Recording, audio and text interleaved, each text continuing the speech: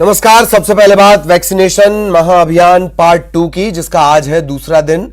आज टीकाकरण केंद्रों पर दूसरी डोज लगाई जा रही है। सीएम शिवराज सिंह चौहान खुद वैक्सीनेशन महाअभियान की कमान लगातार संभाल रहे हैं। कल भी उन्होंने कमान संभाली थी, आज भी। आज सीएम रतलाम और इंदौर में वैक्सीनेशन केंद्रों का जायजा लेंगे। इससे पहले भी भोपाल और जबलपुर में यानी कल वो टीकाकरण केंद्रों पर पहुंचे थे। सीएम शिवराज ने लोगों से वैक्सीन लगवाने की अपील की है।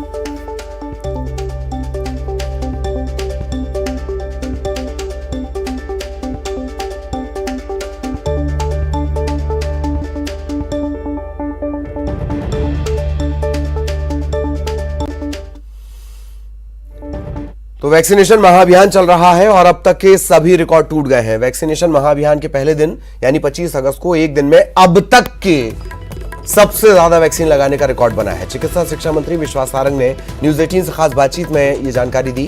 वैक्सीनेशन महाअभियान के पहले दिन 24,20,374 लोगों को वैक्सीन लगाई गई।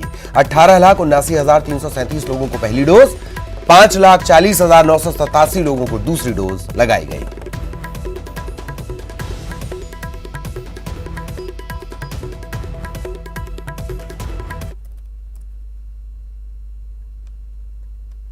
वैक्सीनेशन महाअभियान के पहले दिन मध्य प्रदेश में टीकाकरण के सारे रिकॉर्ड टूट गए हैं। हमारे साथ बात करने के लिए मध्य प्रदेश के चिकित्सा शिक्षा मंत्री विश्वास सारंग जी हैं। विश्वास सारंग जी, फाइनल आंकड़ा वैक्सीनेशन का पहले दिन का क्या है? देखिए, कल 25 अगस्त को हमने 24,20,374 लोगों को वैक्सीन लगाई है। ये अपने आप में रिकॉर्ड है। हमारा टारगेट तो था 21,30,000 का, पर हमने उसको तोड़ते हुए 24,20,374 लोगों को कल एक दिन में हमने वैक्सीन लगाई है। और यदि मैं फर्स्ट डोज और सेकंड डोज की बात करूं तो फर्स्ट डोज लगभग 18,79,387 लोगों को हमने फर्स्ट डोज लगाया है और 5,40,987 लोगों को हमने सेकंड डोज लगाया है। यदि मध्य प्रदेश के ओवरऑल हम वैक्सीनेशन के कवरेज की बात करें तो लगभग 65% लोग अब मध्य प्रदेश में वैक्सीनेट हो चुके हैं। ये निश्चित रूप से मध्य प्रदेश के सुशासन का एक बहुत बड़ा मॉडल है कि हमारा पूरा अमला लगकर, हर प्रशासकीय अधिकारी कर्मचारी ने लगकर इस कार्यक्रम को किया है। तो आपको क्या लगता है कि इस वैक्सीनेशन के अभियान के बाद जो तीसरी लहर की संभावना जताई जा रही है, उसको रोकने में क्या आप या स्वास्थ्य अमला प्रशासन कामयाब होगा? ऐसी उम्मीद कोई आपको दिखाई देती है? नहीं, निश्चित रूप से। देखिए, पूरी दुनिया कह रही है, पूरी दुनिया के विशेषज्ञ कह रहे हैं कि यदि हमें थर्ड वेव को रोकना है तो हमें वैक्सीन सबको लगानी होगी। और जिस प्रकार से मध्य प्रदेश की जनता पूरी तरह से आगे आकर वैक्सीन लगवा रही है, हमें ऐसा लगता है कि हम थर्ड वेव को रोकने में सफल रहेंगे। तो ये है चिकित्सा शिक्षा मंत्री विश्वास सारंग जो इस वक्त हमसे बात कर रहे थे। और उनका कहना ये है कि जो फाइनल आंकड़े आए हैं वैक्सीनेशन के पहले दिन के, वो 24 लाख से भी ज़्यादा के हैं और मध्य प्रदेश की 65% आबादी वैक्सीनेट हो चुकी है। इन सब को देखते हुए संभव है कि तीसरी लहर को रोकने में भी वो कामयाब रहें। कैमरामैन अजय के साथ शरद श्रीवास्तव, न्यूज़ 18 भोपाल। और मध्य प्रदेश में नई राष्ट्रीय शिक्षा नीति का आज शुभारंभ हो गया। मध्य प्रदेश पहला राज्य बन गया। राज्यपाल मंगूभाई पटेल और सीएम शिवराज सिंह चौहान ने मिंटो हॉल में आयोजित कार्यक्रम में प्रदेश में नई राष्ट्रीय शिक्षा नीति का शुभारंभ किया। कार्यक्रम में उच्च शिक्षा मंत्री मोहन यादव भी मौजूद रहे। इस दौरान इंक्यूबेशन सेंटर के माध्यम से स्टार्टअप्स को प्रोत्साहित करने के लिए विद्यार्थियों को सीड मनी का वितरण किया गया। कार्यक्रम में सीएम शिवराज ने कहा कि प्रदेश की सारी यूनिवर्सिटी इंडस्ट्रीज के साथ मिलकर काम करें ताकि बड़ी संख्या में युवाओं को रोजगार मिल सके। उन्होंने कहा कि हाथों को इतना कुशल बना देंगे कि खुद रोजगार मिलेगा।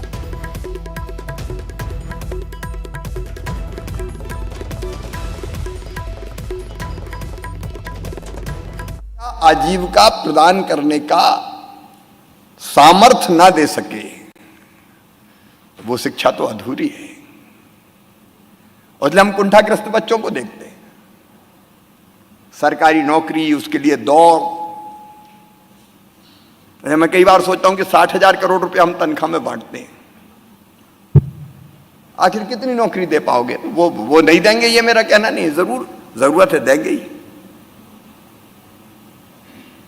लेकिन रोजगार का पर्याय केवल वो नहीं हो सकती। और इसलिए रोजगारोन्मुखी शिक्षा कहें, कौशल देने वाली शिक्षा कहें, और मैं तो कई बार ये मानता हूं कि उच्च शिक्षा, अब जीआर बढ़ाने की बात कर रहे, जरूर पढ़ना चाहिए लोग, लेकिन उच्च शिक्षा वो प्राप्त करे जिसको सचमुच में उस क्षेत्र में विशेषज्ञता हासिल करे। इधर प्रदेश के गृह मंत्री नरोत्तम मिश्रा ने एक बार फिर मालवा के घटनाक्रम पर कहा कि हम तालिबानी और देशद्रोही मानसिकता को प्रदेश में नहीं पनपने देंगे। उन्होंने ये भी कहा कि खुद सीएम शिवराज आज इंदौर दौरे पर कानून व्यवस्था की समीक्षा करेंगे। वहीं नरोत्तम मिश्रा ने कमलनाथ के सवालों पर कहा कि पूर्व सीएम कमलनाथ ने सिर्फ 2 लोगों को रोजगार दिया, एक नकुलनाथ को सांसद बनाया, दूसरा जयवर्धन को मंत्री। जी तो बनी हुई है मालवा को लेकर के, बोलने वाली है नहीं है, पर कोई सिरफिरा या कोई तालिबानी संस्कृति वहां विकसित हम होने नहीं देंगे। मैं भी इंदौर जा रहा हूं, माननीय मुख्यमंत्री जी बैठक लेने वाले हैं, मगनी मुख्यमंत्री जी भी जा रहे हैं। उज्जैन संभाग और इंदौर संभाग की कानून व्यवस्था पर आज बैठक है, शाम को 5:30 बजे। 15 महीने में एक को भी नहीं दिया था। 4000 रोजगार का कहने का वादा किया था, नहीं दिया था। हाँ, 2 नौजवानों को रोजगार उन्होंने दिया था, नकुलनाथ जी को सांसद बनाया था, जयवर्धन सिंह जी को मंत्री। कांग्रेस पार्टी की अगस्त क्रांति यात्रा का समापन भोपाल कांग्रेस दफ्तर पर हुआ। समापन कार्यक्रम में कमलनाथ और पूर्व मंत्री पीसी शर्मा भी शामिल हुए। समापन कार्यक्रम में पहुंचे कमलनाथ ने कहा कि मुख्यमंत्री घोषणावीर तो हैं ही, साथ में कलाकार भी। कमलनाथ ने कहा कि बीजेपी हमें राष्ट्रवाद का पाठ न पढ़ाए, आज हमारी संस्कृति पर बीजेपी आक्रमण कर रही है।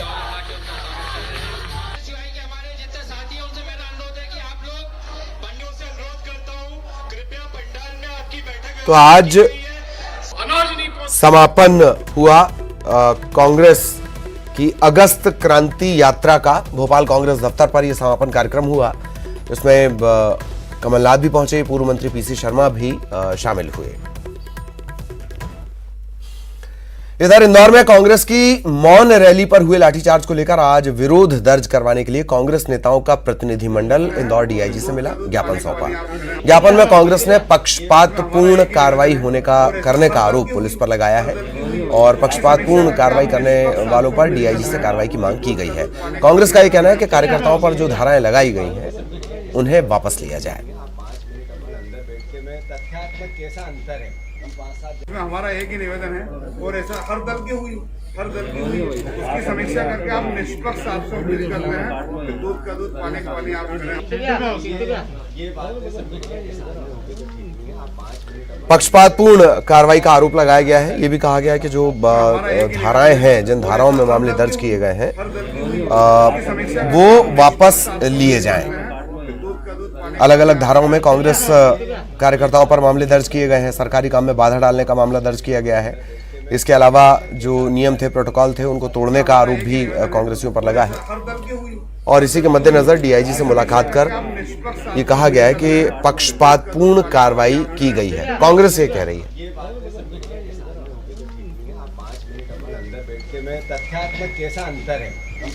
हमारा एक ही निवेदन है, और ऐसा हर दल की हुई भिंड में झिलमिल नदी का बढ़ा हुआ जलस्तर लोगों के लिए मुसीबत बन गया। यहां 160 साल पुराने पुल पर नदी 3 फीट ऊपर से बह रही है और इसी बीच प्रसव पीड़ा से कराह रही महिला को चारपाई पर रखकर पुल पार करवाया गया। आनन फानन में प्रसूता को उप स्वास्थ्य केंद्र में भर्ती करवाया गया। यहां लोग जान जोखिम में डालकर इसी तरह से आवागमन करते हैं, लेकिन नदी के पुराने पुल के बगल में हो रहे नए पुल का निर्माण अब तक पूरा नहीं हो पाया है। फिलहाल पुलिस ने पुल के दोनों तरफ सुरक्षा व्यवस्था बढ़ा दी है।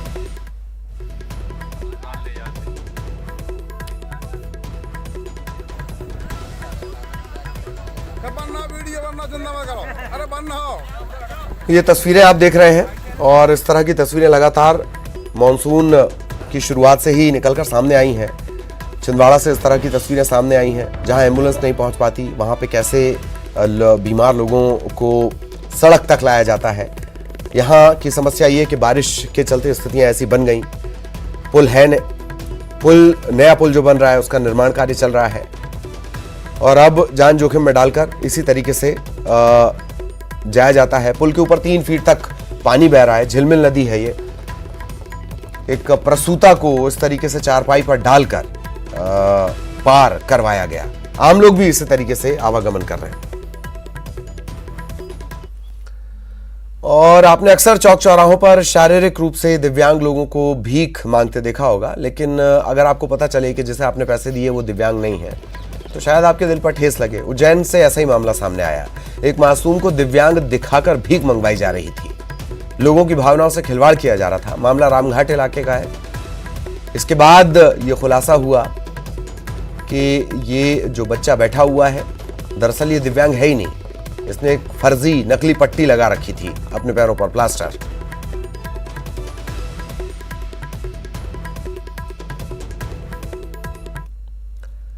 खबर टीकमगढ़ से, जहां घूसखोर पटवारी को निलंबित कर दिया गया है। एसडीएम हर्षल चौधरी ने सस्पेंशन की कार्रवाई की है। रुपए लेते हुए इसका वीडियो वायरल हुआ था और अब कलेक्टर के निर्देश पर यह कार्रवाई की गई है। किसान सम्मान निधि योजना में शामिल करने के बदले यह रिश्वत मांग रहा था। महेवा चक 3 का पटवारी राजेंद्र यादव, इसे निलंबित कर दिया गया है।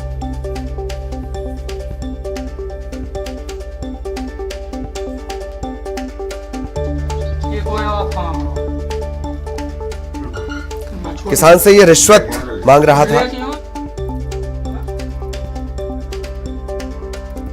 टीकमगढ़ का ये पूरा मामला है। ये वीडियो, वायरल वीडियो हमने लगातार आपको दिखाया और इसके बाद जो पटवारी है महेवचक नंबर 3 राजेंद्र यादव, इसे एसडीएम हर्षल चौधरी ने सस्पेंड कर दिया है।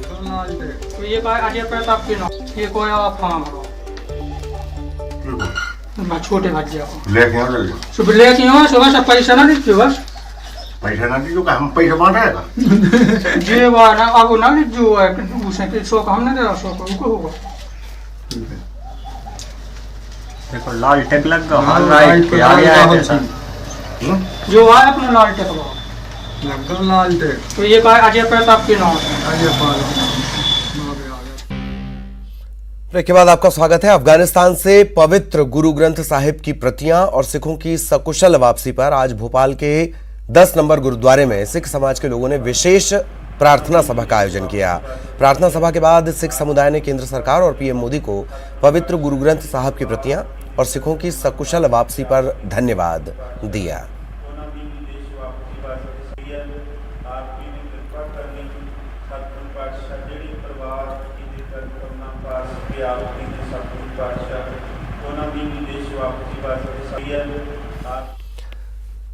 खबर भोपाल से, जहां एक तेंदुए के शावक के साथ एक युवक का फोटो सोशल मीडिया पर वायरल हो रहा है। वायरल फोटो में जो युवक दिखाई दे रहा है वो किसी आईएफएस का बेटा बताया जा रहा है।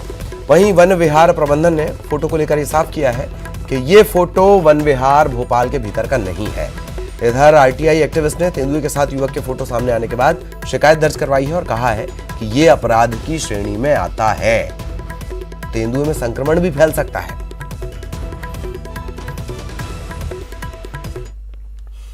भिंड के दबोह थाना इलाके के अमाह गांव में एक परिवार पर कोरोना का कहर इस कदर टूटा कि बच्चों के सिर से माता पिता का साया उठ गया।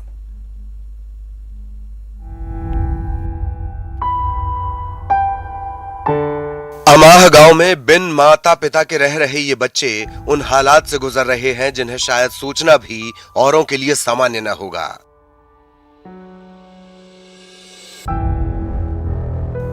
जिस उम्र में बच्चे दुनिया के नशेबो फराज से दूर खाते पीते और मस्त रहते हैं, उस नन्ही उम्र में इन पर दुखों का पहाड़ टूट पड़ा है।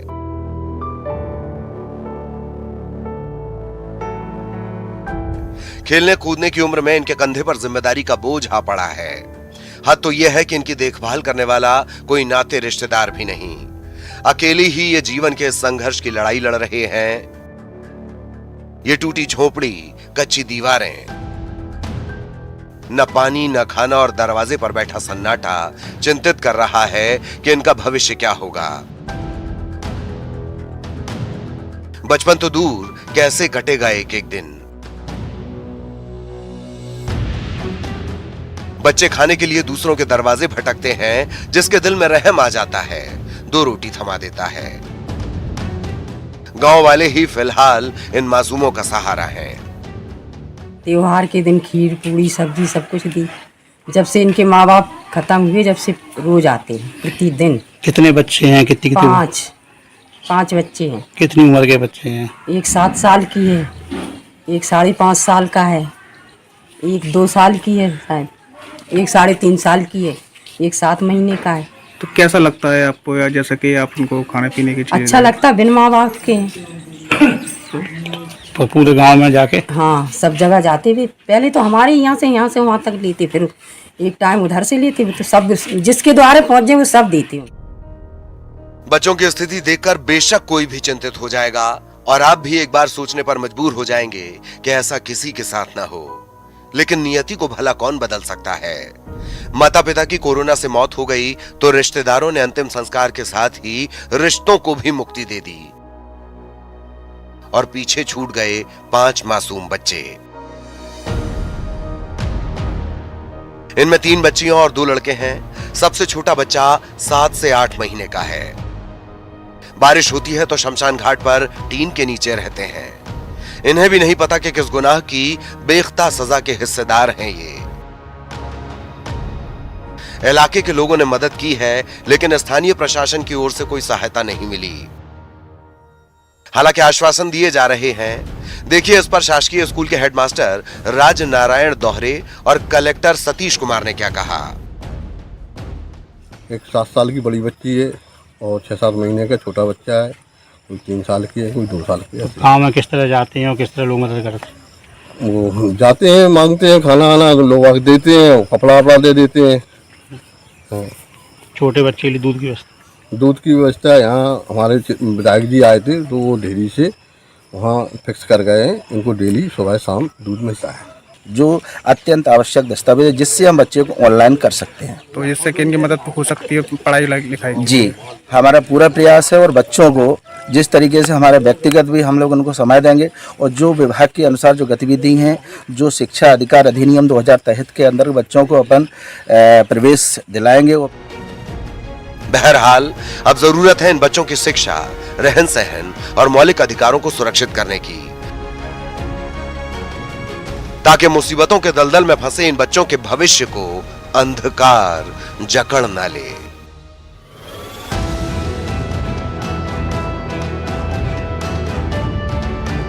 अनिल शर्मा, न्यूज़ 18, भिंड।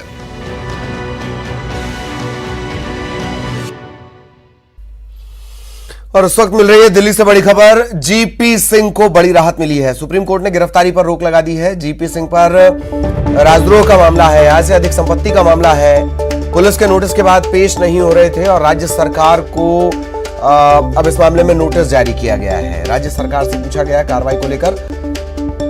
जीपी सिंह छत्तीसगढ़ का ये पूरा मामला है। पहले ये आईपीएस है छत्तीसगढ़ राज्य के गठन के बाद जिनके खिलाफ इतनी बड़ी कार्रवाई की गई है, आय से अधिक संपत्ति को लेकर कार्रवाई की गई है।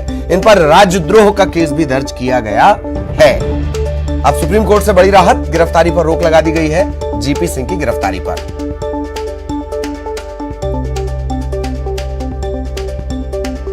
राज्य सरकार को नोटिस भी जारी किया गया है। निचली अदालत से राहत न मिलने पर सुप्रीम कोर्ट का रुख जीपी सिंह ने किया था।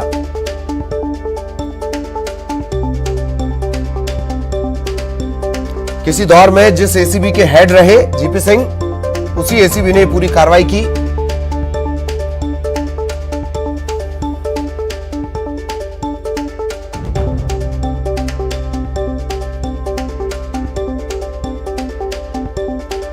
सहयोगी सुशील इस वक्त दिल्ली से हमारे साथ जुड़े हुए हैं। सुशील, पूरी जानकारी और क्या कुछ कहा अदालत ने? आज देखिए अदालत ने साफ तौर से इस पूरे मामले में कहीं ना कहीं एक बड़ी राहत जरूर दे दी है फिलहाल पुलिस अधिकारी को, लेकिन साफ तौर से सुप्रीम कोर्ट ने जो टिप्पणी की है उस टिप्पणी में साफ तौर से ये कहा गया है कि कहीं ना कहीं जो अधिकारी हैं, पुलिस अधिकारी, वो कहीं ना कहीं सत्ता के पक्ष में रहते हैं, इसलिए ये खामियाजा उनको भुगतना पड़ता है। बहरहाल सुप्रीम कोर्ट ने केवल ये टिप्पणी की है, लेकिन जो गुरजिंदर पाल सिंह हैं उनको फिलहाल एक राहत दी है कि गिरफ्तारी उनकी नहीं होगी, लेकिन जांच में उनको सहयोग करना पड़ेगा। यानी कि जब भी स्टेट पुलिस उनको पूछताछ के लिए बुलाएगी तो वो जाना पड़ेगा, लेकिन साफ तौर से गिरफ्तारी की जो तलवार गुरजिंदर सिंह पर लटक रही थी उससे कहीं ना कहीं एक राहत जरूर मिल गई है। जी चलिए, गिरफ्तारी से राहत मिली है। बहुत बहुत शुक्रिया आपका इस तमाम जानकारी के लिए।